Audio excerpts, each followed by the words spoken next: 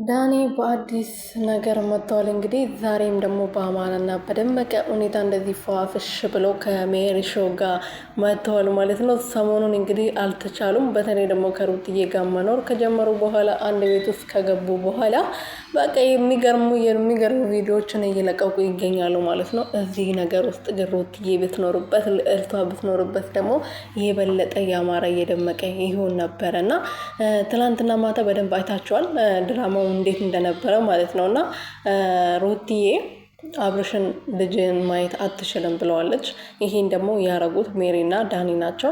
ያው ዳኒ እና ሜሪ መብት ባይኖራቸውም እሱን የመከልከል መብት የላቸውም በነገራችን ላይ። ምክንያቱም ልጁን የማየት መብት አለው። በፈለገበት ሰዓት ቤት ሄዶ ሳይሆን የሆነ በቃ እንትን ተይዞለት ማየት ይችላል ልጁ ማለት ነው። ምክንያቱም ቤት ለቆ ወጥቷል፣ ሻንጣውን ይዞ ወጥቷል። የመረጠውን ህይወት እየኖረ ስለሆነ በፈለገበት ሰዓት ሄዶ እንደፈለገ የሚያገኝበት ምክንያት የለም ይመስለኛል። ሰላም ቤተሰቦቼ እንዴት ናችሁልኝ? እኔ ያለው ፈጣሪ የተመሰገነው። በያላችሁበት ሰላማችሁ ብዝት ትርፍርፍ ይበልልኝ የኔ ወርቆች።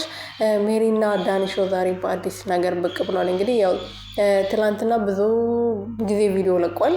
የሚገርሙ ቪዲዮዎችን ለቋል። ሩትዬ መታ ነበረ። ዛሬም ደግሞ እንግዲህ እንደዚህ በሚገርም እና ባደመቀ ሁኔታ ከጓደኞቻቸው ጋር ሆነው ፈታ ዘና ሲሉ እንግዲህ የሚያሳይ ቪዲዮ ለቋል ማለት ነው ዶችዬ።